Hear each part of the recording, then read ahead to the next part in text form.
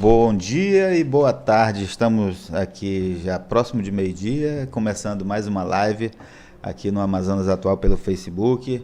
Estou aqui com o delegado Pablo, Tudo bem. deputado federal eleito pelo Amazonas com 151.649 votos, né? Foi o segundo mais votado na eleição de 7 de outubro. O senhor esperava essa votação expressiva? Acho que ninguém esperava, na verdade, mas ela é resultado de um trabalho longo e de uma política nova, de uma maneira nova de encarar a política, que eu acho que a população do estado do Amazonas já está vendo hoje. A sua campanha foi feita principalmente pelas redes sociais, né? Ou teve Exatamente. campanha de rua também, né? Teve muito corpo a corpo, mas um corpo a corpo feito mais pelos integrantes do partido, pelo voluntariado e pelas pessoas que falavam de um amigo para o outro. Parecia aquela campanha de porta a porta, de conhecido a conhecido, que faz a notícia chegar rápido e de maneira consistente, porque a gente era referendado pelos outros, né? Quando um amigo seu liga, olha, eu tenho uma pessoa muito boa para você votar. Então isso dava uma referência, dava uma chancela legal. E a campanha foi feita assim, entre as pessoas comuns, e ao mesmo tempo usando todas as redes sociais, todas que você imaginar. Um dado também interessante é que a sua campanha foi a mais barata entre os deputados eleitos, né? Acho que Os tem todos os deputados federais deputados eleitos. estaduais também deve ter sido. Pois Somar é. todos os parlamentares, eu estou... Aqui eu peguei esse dado aqui no site do TSE, tem R$ 48.000, R$ 48.391 arrecadados, despesa 41.570, só foram pagos 36 mil. Ainda está devendo? Na verdade, não, já foi feito esse dado deve estar desatualizado, porque Já a gente foi já fechou feita a toda a prestação de contas. contas já, foi entregue ontem. Que foi o Ficou nosso aí dia em de 41 prazo. mil mesmo a despesa. Na verdade, eu não tenho um número preciso exatamente, mas é 40 de alguma fração, mil reais. E toda baseada em arrecadação própria, em recursos meus próprios, e recursos da família, que foi quem ajudou a investir. Agora, eleito, quais são as perspectivas? Muitas, nós estamos no partido do Presidente da República, a representação aqui no estado do Amazonas, do governo federal, ela está sendo capitaneada por mim e pelos representantes do partido. Nós temos muita coisa para fazer pelo Amazonas. Brasília é um lugar que é distante, mas todas as pautas de lá estão muito perto daqui. Você já teve algum contato com o presidente eleito, depois de eleito? Já fui lá 2 vezes. Já estive lá 2 vezes. E as conversas são sobre o quê? Sobre o Amazonas, sobre tudo que o Amazonas precisa. Uma coisa é você ter conhecimento do que o Amazonas necessita, outra coisa é você pautar ações já para 2019. Já tem alguma coisa pautada? Já tenho trabalhado nisso, já falei com ele a respeito do que se espera para o desenvolvimento do interior do Amazonas, essa questão da exploração dos potenciais, que eu acho que vai ser o novo ciclo que o Amazonas tem que passar. Já foi o ciclo da borracha, nós estamos hoje vivendo uma zona franca de Manaus diferenciada, e o que a gente precisa hoje é que o interior do Amazonas se desenvolva usando os potenciais de cada lugar. Essa questão da Zona Franca é o que mais preocupa, inclusive o governador eleito, Wilson Lima, já falou dessa preocupação e quer, está inclusive tentando uma audiência com o presidente eleito. Já foi alinhado, para discutir. Deve acontecer hoje ou amanhã. A reunião. Então, a preocupação, principalmente por conta das reformas que a equipe econômica do novo governo está trabalhando, né? Em relação a isso, as perspectivas são boas para a manutenção dos incentivos fiscais da Zona Franca? Sim, a perspectiva é boa. Nós já conversamos sobre isso com todos os representantes do governo federal. O que o economista Paulo Guedes quer, em verdade, são 2 coisas principais, tratando de economia, que é o corte de gastos. Por isso, a grande fusão de ministérios. Não há criação de superministérios. Eu sou contra esse termo. Na verdade, o que existe é um enxugamento da máquina pública. Nós temos aí em muitos locais do governo federal, a máquina pública replicada, repetida e pesada, ela precisa ficar mais leve. E a maneira que você tem de fazer isso é unificando setores, diminuindo o que existe de excesso para garantir que a máquina pública fique mais leve. Então, Mas isso a fusão de ministérios não vai reduzir só um cargo, que é o de ministro? não. A estrutura pode ser reduzida? Se você muito? pensar que cada ministro tem um motorista, tem 3 motoristas. Se cada ministério tem 3 setores de licitação, você vai ter um setor de licitação. Se cada ministério tem 3 setores de comunicação, você vai ter um setor de comunicação. Você tem tudo replicado 3 vezes. Uhum. Não é só o ministro. Você tem toda uma estrutura que é replicada muitas vezes, que poderia estar funcionando unificada e maximizada a sua utilização. Na verdade, o ministro Eliseu Padilha deu um dado de que tinham 19 mil cargos comissionados no governo federal. Né? Isso é um absurdo, né? É muito disso do que eu estou falando. Situações replicadas, gente, um para abrir a porta, outro para fechar. Então, é desnecessário isso. Uhum. Você tem que diminuir essa quantidade de pessoas que está alocadas em setores sem necessidade. E você tem que diminuir o peso também na máquina em si. Como eu estou falando, se você cria um expediente, vamos pensar assim, ou ele vai fazer um ministério, ele tem outra intenção de reunir cultura, esporte e lazer. Aí as pessoas falam, pô, mas a cultura, o esporte vai perder tudo. Ele diz, não, rapaz, um ofício que sai do Ministério da Cultura, que sai outro do Ministério do Transporte, que sai outro do Ministério da Educação, sei lá, são 3 papéis. Vamos diminuir isso para um papel só? Uhum. E tudo isso vai diminuir o custeio, o tamanho da máquina, a quantidade de servidores. Não existe mágica. O Estado brasileiro hoje gasta mais do que arrecada. Ele tem que reduzir a sua quantidade de gasto. Primeira coisa. A primeira pauta. E voltando à ideia da Zona Franca, a segunda pauta é tentar diminuir um pouco da guerra fiscal que existe no Brasil. A guerra fiscal entre estados. Não tem a ver exatamente com a Zona Franca de Manaus. Para diminuir a guerra fiscal, tem que haver uma reforma tributária e você tem que reduzir a quantidade de tributos para simplificar a vida do contribuinte. Uhum. Nisso, acham que vai atacar a Zona Franca, mas eu acredito que não.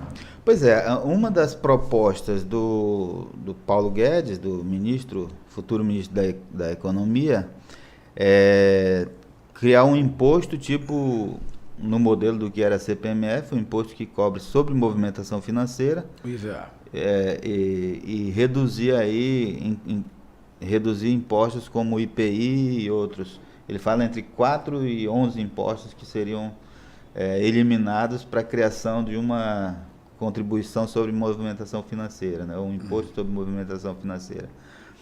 Isso não pode impactar na Zona Franca, que tem aí o principal imposto, o IPI, reduzido? Mas a Zona Franca, ela não tem só o incentivo do IPI. Na verdade, são muitos impostos. Mas IOF, o maior PIS, é o COFINS, IPI, né? ICMS.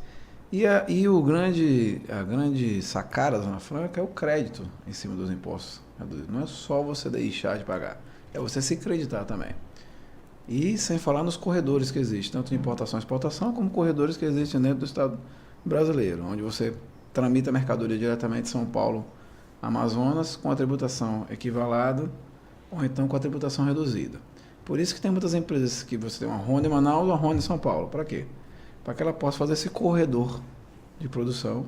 Esse corredor não vai desaparecer, assim como não vai desaparecer os benefícios em cima da legislação tributária estadual, de ICMS, e os federais, PIS, COFINS, os outros todos não vão desaparecer. Não vai deixar de ser atrativo, de forma alguma. Uhum. E a intenção de unificar tributos é simplificar a vida do contribuinte. Nem eu, nem você sabemos o quanto a gente paga de imposto. É uma loucura, ninguém sabe quanto é. Na hora que você compra esse microfone aqui, tem tanto imposto agregado nele, que você não sabe quanto é. E na hora que o cara fez isso aqui, ele pagou um imposto, na hora que ele fez esse ferro, ele pagou outro, na hora que ele pagou esse aqui, ele pagou outro. E no dia que venderam tudo junto, pagou outro de novo. Quer dizer, é uma loucura. Agora, o problema é que no Brasil você reduz a carga tributária, mas não reduz o preço dos produtos, né? Porque o tributo não é destacado. O contribuinte acaba, por exemplo, a criação de um imposto sobre movimentação financeira, todo mundo vai pagar. O assalariado lá, Sim. O cara que recebe o seu salário no banco, quando ele tirar o dinheiro, ele já paga o imposto. A justificativa de quem inventou o imposto, que é a criação do imposto único, é que ele seria democrático. Se você ganhar R$100, você paga 10. Se você ganhar R$1.000, você paga 100. Uhum. Ele acabaria tributando menos quem paga mais, quem tem menos renda. Essa é a justificativa de quem criou o imposto único. Porque o cara diz assim, você ganha R$1.000, eu ganho 100. Você compra pão, eu compro pão. Para mim, pagar R$1 sobre o pão é mais do que você, né? Que ganha R$1.000.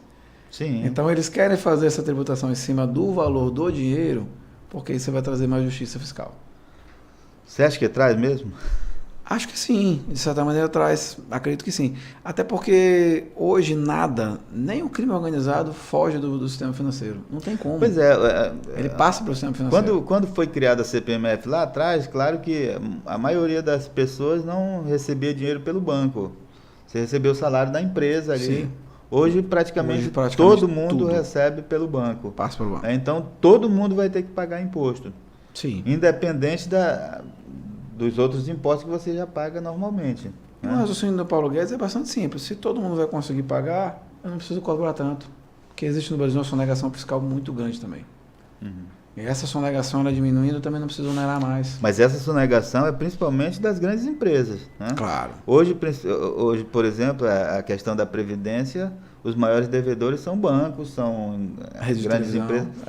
Rede de televisão, a JBS, que é uma das maiores empresas pelo financiado pelo BNDES. Entendeu? Então, é fácil cobrar. Concordo. O governo não vem cobrando. Sim. Se eu e você devemos ali R$50 na quitanda, nosso nome está no SPC, a gente não consegue fazer mais nada. Eles devem bilhões e fica por isso mesmo. Não vai ser assim. Agora, essa questão da reforma da Previdência é um outro problema. O governo, o presidente eleito dizia durante a campanha que ia deixar para depois, porque a reforma não era boa. A reforma apresentada, a proposta do Temer não era boa, teria que ser rediscutida. E passada a eleição, ele já se falou em votar essa reforma antes do final do ano. Ele quer votar a parte boa. Como ele disse, a reforma inteira do jeito que ela está não é boa, mas algumas coisas como o limite de idade, ou como alguns percentuais de alíquotas que eram até bem calculados, eles podiam ser votados agora. O que ele fez foi uma sugestão ao Congresso Nacional, uma sugestão ao presidente Temer, colocou isso na mão do Congresso e quem decide é o Congresso. Ele, como presidente eleito, não pode decidir nada. Ele só falou que era um momento oportuno de se fazer isso e que seria bom. Se o Congresso assim optar por não fazê-lo, vai ficar na conta de nós novos congressistas. Agora, voltando à questão local, os cargos públicos do Amazonas aqui sempre foram divididos de acordo com os partidos políticos, as alianças entre governo federal e estadual. A gente está percebendo que nacionalmente o presidente eleito Bolsonaro não tem chamado os partidos para conversar, tem indicado pessoas para os ministérios, independente desse diálogo com os partidos. Ele quer fazer o mais técnico possível. Como é que vai ser aqui a divisão de cargos? Por exemplo, SUFRAMA, INCRA, IBAMA. Não há bem uma divisão de cargos ainda. Vocês estão dialogando sobre isso? Sim, o tempo todo se fala sobre a Amazônia e o Amazonas e os potenciais que o Amazonas possui. Nisso envolve a participação e a presença do governo federal no estado do Amazonas. A estação no planos, cada um é diferente. SUFRAMA é uma coisa, Caixa Econômica que tem aqui é outra, Correios é uma terceira. Então, cada um desses órgãos que é representado aqui no estado do Amazonas vai seguir a diretriz que vai vir emanada do governo federal para cá. Nós temos mesmo aqui, por exemplo, o Ministério da Justiça tem várias participações. Já entramos em contato com o Juiz Sérgio Moro, já falamos com o Dr. Paulo Guedes a respeito da SUFRAMA. E a tendência é realmente dialogar com os partidos, sim, mas tentar colocar o que for mais técnico possível. Porque por muitos anos a gente passou um loteamento de cargos. Eu lembro até quando não sei se foi aqui que eu falei, mas em outros locais eu dei entrevista, que eu falei que o presidente Temer, ele tinha 39 ministros, né? Ele até deu uma reduzida na pasta depois. E se você fizer uma brincadeira com ele, que é uma sabatina, me deu o nome dos 39, ele não sabe. De onde é que é? Essa pasta é do PSC, essa pasta aqui é do partido X, do Y, Z. Então ele não sabe nem quem são as pessoas que estão lá. Logo não há compromisso com isso.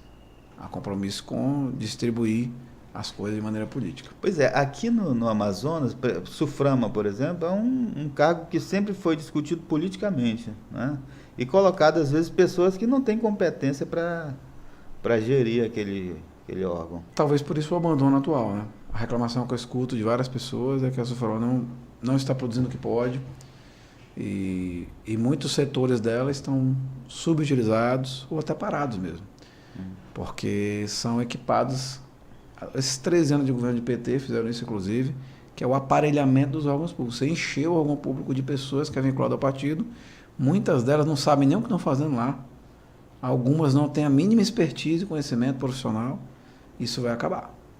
Pois é, o PT saiu em 2016, mas continuou esse mesmo processo no governo Temer. Inclusive, por exemplo, só para citar um caso aqui, a Rebeca Garcia, que estava fazendo uma gestão até elogiada pelos próprios servidores da Suframa, foi tirada do cargo e colocada uma pessoa lá que não tinha nenhuma intimidade com a Suframa, né? Então, essa prática ela vem de longa data, de antes do... Desde a coroa portuguesa. Antes do PT já era assim, né? E desde a coroa portuguesa. O PT manteve esse esquema e o Temer também manteve. O que eu queria concretamente, não sei se você pode responder, é o seguinte: já tem nomes em vista para assumir cargos como esse da Suframa? Que eu acho que é o mais importante. Existem proposições. Assim, já foi conversado com o presidente diretamente, que a nomeação é presidencial. Existem proposições, existem candidatos, existem pessoas interessadas. Tem as três coisas. Mas a decisão é dele. O que a gente faz é municiar ele de dados, é levar para ele o que existe a respeito da Zona Franca de Manaus. É a mesma coisa que eu estou fazendo em relação aos parlamentares do Brasil, de outros partidos e do nosso partido. Explicar para eles que essa história de que a Zona Franca é um peso para o Brasil é mentira. Explicar para o Brasil que esse negócio de a Zona Franca renuncia mais do que arrecada não é verdade. Que, na verdade, o incentivo fiscal que cada empresa possui é só quando produz e vende. Então, só é em cima da venda. Se eles não venderem, não ganham nada. É tudo isso explicado. Que se faz um cavalo de batalha lá fora de que a Zona Franca era ruim para o Brasil. E isso é mentira. Pelo contrário.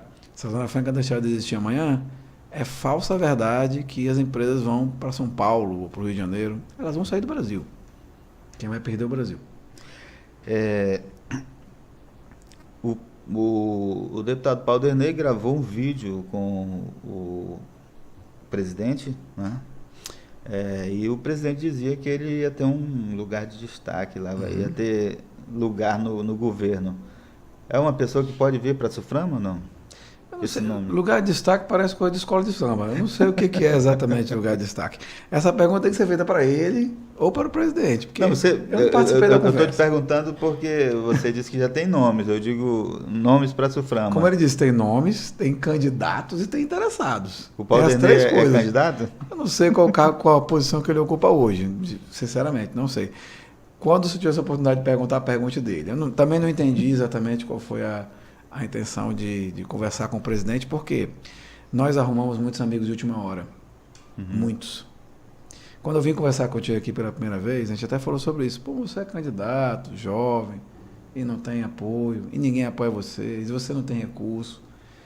É o que eu digo agora. Passada a eleição... Passada a eleição, nós arrumamos muitos amigos. Vários, né? E principalmente porque vencemos. Então, vão aparecer outros, tá? Muitos mais até. Nós estamos preparados para isso. Logo a seguir, se você viu o último vídeo que o presidente Bolsonaro gravou, ele gravou bem assim: muitas pessoas estão me procurando, inclusive muitos oportunistas estão vindo aqui, mas nós sabemos a diferença de uma coisa da outra. Então, assim, existem bons nomes, existem bons quadros? Existem. E vão ser escolhidos com bons quadros. Tá? O meu trabalho em relação ao presidente da República é mostrar para ele a realidade do estado do Amazonas, indicar para ele quais são os potenciais que os nossos órgãos possuem aqui, as nossas representações do governo federal possuem, dar para ele a capacidade de decidir e servir de interlocutor do governo federal aqui no Amazonas. Porque o único deputado federal eleito pelo partido dele sou eu. Não tem nenhuma chance de o delegado Pablo deixar de ser deputado para assumir um cargo executivo aqui no Amazonas? Não vou dizer que isso é impossível, porque nada é impossível. Mas eu acho pouco provável. Que não existe nenhum cargo hoje, que não existe nenhuma situação que me coloque em um cargo público que me faça sair da Câmara dos Deputados. Lá eu acredito que eu vou trabalhar muito melhor para o meu Estado.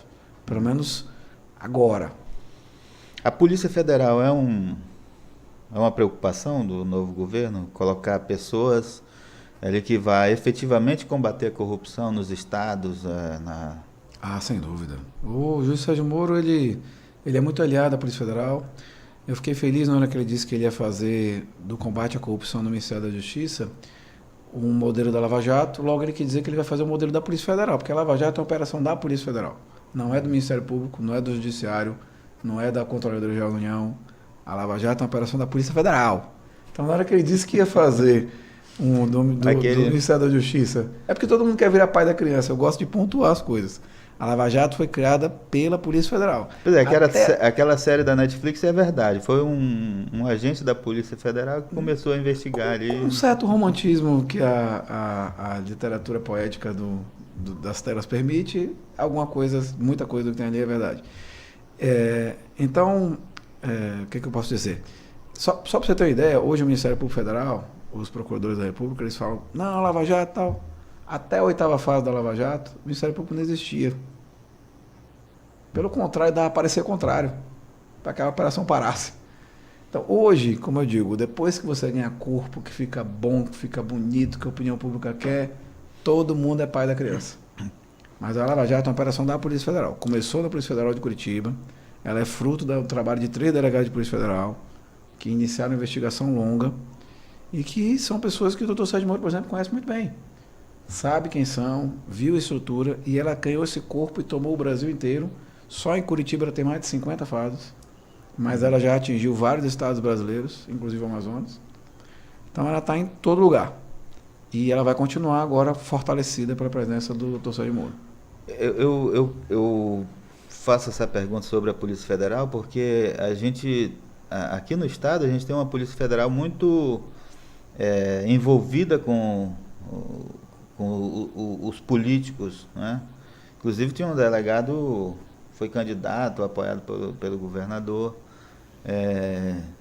e a gente não viu as investigações acontecerem depois, principalmente, por exemplo, depois que o delegado Sérgio Fontes assumiu o comando da Polícia Federal aqui, a Polícia Federal focou a sua atuação no combate ao tráfico de drogas, né? E antes a gente teve uma série de operações que combatia a corrupção nos órgãos públicos, né? Principalmente nos órgãos federais. Várias operações com prisões de pessoas e tudo mais, né? Então, é isso que eu estou falando.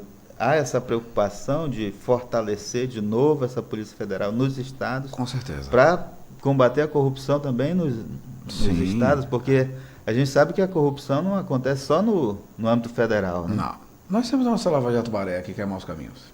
Exatamente. A Maus Caminhos é a demonstração de que a Polícia Federal trabalha em todo lugar, e aqui no Amazonas ela fez esse trabalho para combater o desvio de recursos da saúde, que levou à prisão o ex-governador e vários secretários e várias pessoas que à época estavam envolvidas.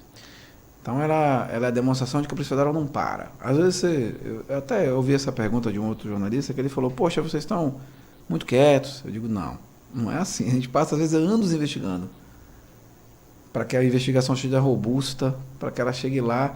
E a gente passa anos investigando, às vezes se entrega tanto material à justiça e dá 2 dias o cidadão está solto. Imagina se a gente não passasse tanto tempo investigando, reunindo prova, organizando coisa para levar à condenação, ou então ainda escuto o que eu já escutei dos advogados do ex-presidente Lula, de que não há provas no processo. Meu amigo, são mais de 80 volumes. Agora, falar que não há provas. Mudando de assunto, eu queria comentar a respeito da proposta de posse e porte de arma. Sim. Hoje o cidadão já pode ter posse de arma, né? Já. Como é que é feito isso? O problema não é exatamente você dizer que é permitido ou não. O que acontece é que, para você adquirir uma arma de fogo hoje, você tem tantos entraves e que você desestimula a aquisição da arma de fogo. Além desses entraves, ao final de todo o processo, existe um juiz de discricionariedade feito pelo poder público que vai dizer assim, se você reunir todos os requisitos objetivos, se você for um cidadão de bem, se você não tiver antecedentes, se você passar pela prova psicotécnica, se você passar pela prova prática, balística, se você né? comprar arma, se você fizer tudo isso, no final, ao final de tudo isso, ainda existe um juízo de valor que é completamente subjetivo.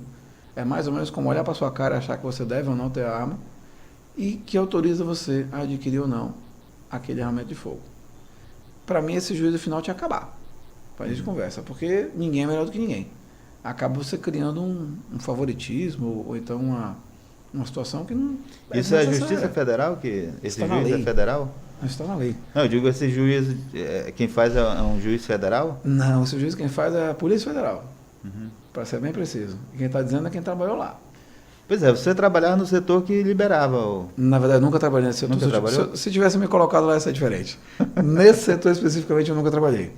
Eu trabalhei em vários setores, mas não na regularização de armas e na aquisição. Pois é, até agora não está muito clara como é que vai ser essa questão da liberação. A gente teve aí uma correria, a Bolsa de Valores, as empresas que tinham ações na Bolsa triplicaram suas ações, né? Empresas de fora vindo para cá para se instalar no Brasil. Ela passa por várias etapas. Primeira coisa, tem que acabar o monopólio de armas no Brasil. Não sei se você sabe, existe um monopólio de armas no Brasil, onde só se pode comprar armas e munições, o cidadão comum, se ela for produzida em território nacional. E houve já uma abertura para a aquisição de armas de fora, de outros países, mas essa abertura não é restrita. Ou ela é restrita a pessoa, ou é restrita ao calibre. Isso faz com que o cidadão não consiga comprar. Acaba criando entraves ali, burocracias que dificultam a aquisição da arma. Isso sem falar no sem número de coisas que é colocado para que você consiga fazer a arma. Vários exames e um monte de coisa. Taxas altíssimas para que você possa adquirir a arma. Além de você comprar uma arma que já é um negócio caro, você paga uma taxa muito alta. E o porte e a posse são provisórios, tem prazo de validade. Isso tudo, na minha opinião, como cidadão, vai contra o que houve no plebiscito de 2005. Nós fizemos no plebiscito, a população brasileira fez o plebiscito, dizendo, o cidadão brasileiro pode ter o direito de adquirir arma ou não. Foi decidido que o cidadão deveria ter o direito. Aí disseram, tá bom, vai ter o direito. Encheram de entraves para o cidadão comprar e criaram um estatuto do desarmamento. Eu nunca entendi. Se a lei diz que o cara tinha condição de comprar arma, por que desarmar? Já entrou na contramão. Né? Pode, mas vamos desarmar. Então eu não entendi. Quer dizer, para mim ali houve uma ofensa clara. Agora, você acredita mesmo que o armamento da população, a pessoa ter uma arma em casa, vai diminuir o número de crimes? Talvez eu tenha falado isso para ti quando eu tive uma entrevista aqui. Quando eu era estudante, eu achava que não. Eu tinha uma visão de estudante, de que o armamento e tal não seria legal. E aí, depois que eu virei policial e vi uma série de coisas, como eu tive a tristeza de ver numa câmera de circuito interno um pai de família vendo o seu filho entrar em casa com um bandido armado. A situação foi assim. Eu estava vendo uma câmera de segurança depois do incidente e vi o que aconteceu naquele caso crime, que foi um garoto de 18 anos entrar em casa com um ladrão acompanhando ele e o pai de família sair para defender o filho com um cabo de vassoura e tomar 3 tiros do bandido. E só existe esse tipo de situação hoje porque o bandido tem certeza de que você não tem arma em casa. Ele não tem nem a dúvida, assim, ele pode ser, ele tem a certeza absoluta de que a nossa população é desarmada. Os americanos não têm nem cerca na casa deles. Porque se você pisar na propriedade do cara, você pode tomar um tiro. Se você parar para pensar assim, você vai pensar, então quer dizer que agora eu vou colocar todo mundo em risco? Pelo contrário, você vai garantir a defesa da propriedade. Você vai garantir que as pessoas tenham paz e tranquilidade. Porque o bandido vai para pensar agora 2 vezes. Espera aí, eu vou entrar naquela casa, não tem nem cerca, mas espera aí, tem uma coisa errada. Se não tem cerca, aquele cidadão tem algum mecanismo de defesa. Se não entrava aí, saia pulando. Hein? Quer dizer, a gente vive refém hoje. Como nós não temos como se defender, o que nós fazemos? Enchemos a casa de grade, colocamos cachorro, cerca elétrica, contrata segurança. Isso é viver bem? É isso que a gente quer para o nosso povo? Mas tem alguma relação você construir muros e cercas com a questão de você não ter uma arma em casa? Evidente, eu não tenho mecanismo de defesa. Como eu não tenho mecanismo de defesa algum, para o cidadão que é criminoso e consegue comprar uma arma com facilidade no mercado negro, o que eu posso fazer? Subir o muro da minha casa, colocar uma cerca, comprar 2 cachorros. Eu não tenho como comprar outro mecanismo de defesa. Ou tenho? Não tenho. Então eu sou cidadão de bem, não tenho como me defender do bandido. O que eu vou fazer? Vou criar mecanismos alternativos, é o jeito. Pois é, mas o discurso do presidente era de que o bandido hoje está armado e a população está desarmada. É verdade. Não seria o papel da segurança pública desarmar o bandido? É papel da segurança pública, mas se isso não acontece, significa que eu vou condenar as pessoas a ficar à mercê de não ter como se defender. Porque esse processo de combater a criminalidade e tirar as armas das ruas, ele é lento. Ele não vai acontecer a toca de caixa. Uhum. Mas a sua vida tem risco hoje. Mas a gente não pode transformar esse país num velho oeste? Você pensa Americano. vou dizer uma coisa. Um dos lugares onde tem mais arma de fogo no mundo é na Alemanha e na Suíça. Uhum. Você se sente seguro na Alemanha? Pois é, mas aí Eu te devo uma pergunta. Você se sente seguro na Alemanha ou na Suíça? Eu nunca fui nesses países. Você sabia que todo cidadão da Suíça tem uma arma de fogo dentro de casa? Ele, quando presta o serviço público, o serviço militar obrigatório, leva a arma para casa. Uhum. Ele leva a arma para casa, é passe dele. Todos eles têm arma de fogo em casa. Você se sente seguro lá? É porque você se criou uma cultura de que a arma de fogo não é um problema. A arma de fogo não mata pessoas. Quem mata pessoas são outras pessoas. Senão você ia parar de vender faca de cozinha, ia parar de vender... Qualquer mecanismo pode levar outra pessoa à morte. Quem mata pessoas não é a arma, é o indivíduo. Então a gente tem que acabar de desmistificar isso aí. Precisa educar a população? Talvez. Precisa melhorar os nossos índices em outros níveis, distribuição de renda. Precisa, porque combater a criminalidade não é só questão de polícia. Mas esse trabalho é lento. Ok. Vamos lá. Em relação a outras pautas polêmicas do governo, eu queria abordar só essa questão do Estatuto da Família. O que você pensa dessa proposta, que é uma proposta defendida pelo setor mais conservador e evangélico, né? Eu acho que nós vivemos uma degradação de valores hoje. Eu até brinquei recentemente, quando estive em sala de aula, que eu sou professor no tempo errado. Quando eu era aluno, quem mandava é o professor. Agora que eu sou professor, quem manda é o aluno. Então, a gente está vivendo na sociedade uma inversão de valores. O filho não respeita mais o pai, o aluno não respeita mais o professor, as pessoas não têm valores cívicos algum. Se você reunir 100 pessoas num local, a metade não sabe cantar o hino nacional. Isso é porque o nosso país, de uns 10, 15 anos para cá, ele virou de cabeça para baixo. Os valores tradicionais que nós tínhamos desapareceram. E se essa onda continuar, nós vamos acabar com o nosso país. A gente precisa recuperar os valores. E a base de todos os valores que existem é a família. A primeira coisa que você tem que reconstruir a família. O Judiciário recentemente criou uma campanha para fazer com que os pais comecem a ter atenção aos filhos que são feitos fora do casamento. Uhum. Reconhecer o filho. Reconhecer não só os filhos no papel, mas lhe dar o amor e carinho que eles merecem. Quando a justiça começa a se meter numa coisa que é básica, é porque a nossa sociedade está perdida. Quando a gente começa a criar leis para dizer que o idoso tem que ter uma cadeira, de que o deficiente precisa de espaço, é porque não está se respeitando o mínimo de decência do amor ao próximo. Eu sou obrigado a inventar uma lei para forçar o cara a respeitar um idoso. Quando eu era criança, isso já era natural. Isso já era natural. A gente não precisa criar uma regra para que o idoso tenha preferência na fila. Quando eu era menino, eu dava a minha vez para ele passar. Pois é, mas essa então situação, a gente vai ter que rever ela esses não é uma valores. questão de governo. Na minha avaliação, não é um problema de governo, né? Não foi as políticas de governo que transformaram essa sociedade, né? Como você está dizendo. Eu também sou de uma época que a gente respeitava os pais, né? Por essa respeitava os idosos, respeitava todo mundo.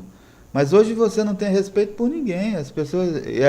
E aí eu volto à questão do armamento, porque você bota o som alto do lado da casa do vizinho, o cara quer assistir uma televisão e está com som altíssimo. Se você for reclamar, o cara pega o cabo de vassoura lá e ataca o cara, o vizinho que está reclamando, né? Se ele tiver uma arma, ele pega a arma.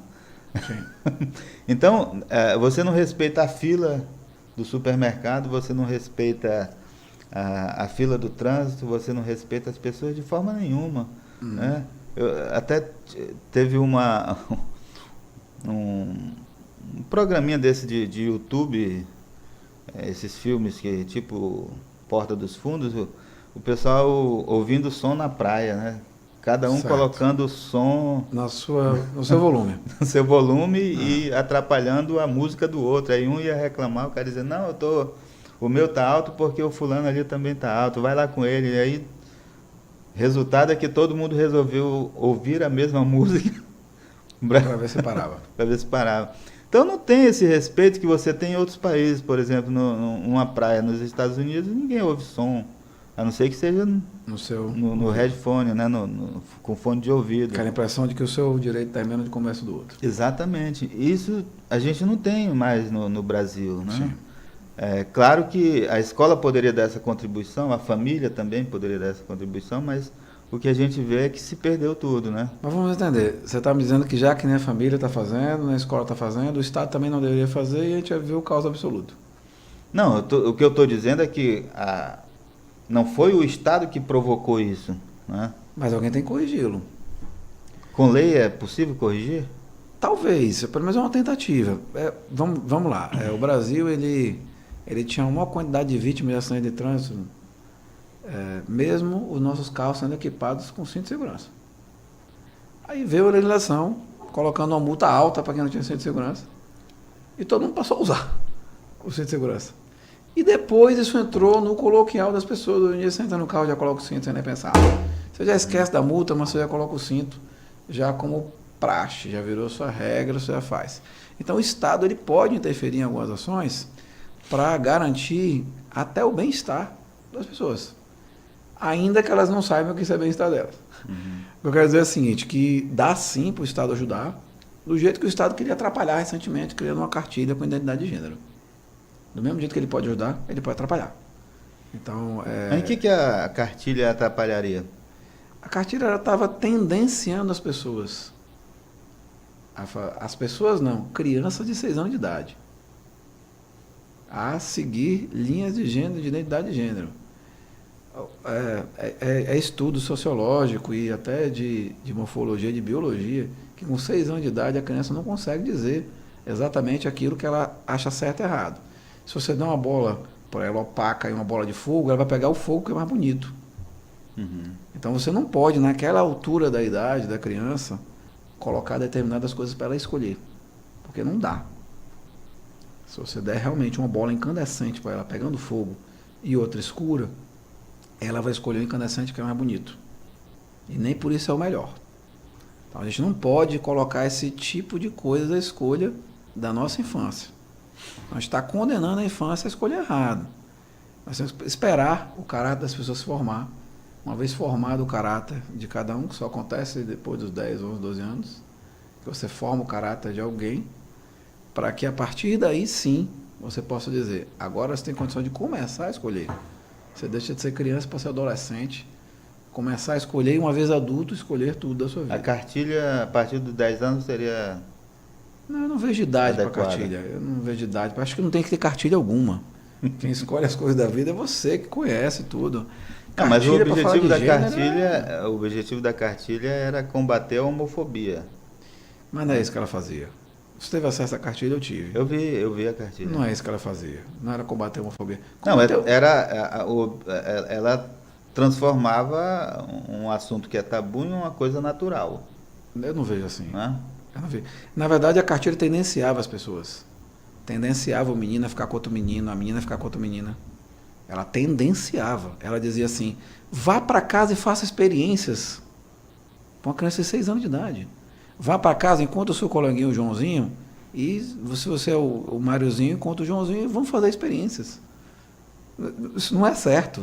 Se alguém acha que é certo, me mostre como. Porque a cartilha ela tendenciava as crianças a fazer. Com relação à idade, eu concordo. Eu acho que não pode ser para ser. Mas é isso que tinha na cartilha. Ela fazia assim. Não, o que eu estou dizendo é que a minha pergunta foi sobre a idade. 10 anos, você falou que. Não, eu acho que não tem que ter forma cartilha caráter, alguma.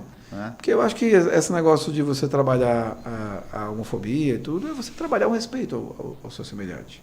E aí já vai o racismo, já vai a questão de, como eu falei, do idoso, já vai aquele amor ao próximo.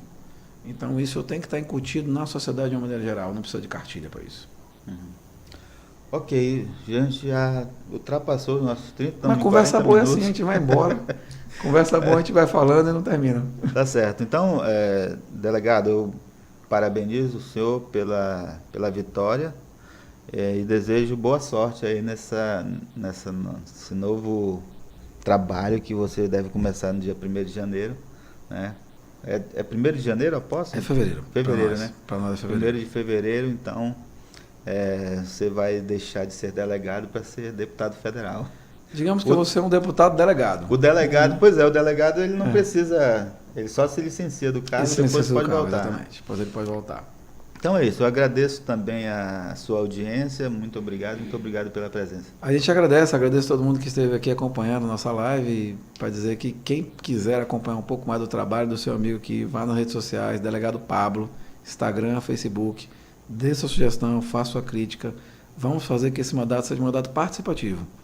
Como eu disse, meu amigo falou aqui, são 151 mil votos, mas na verdade, os 4 milhões de amazonenses fazem parte desse projeto. Vem com a gente, entre lá, dê sua sugestão, ajude a gente a fazer um Brasil melhor. Ok, muito obrigado, até mais.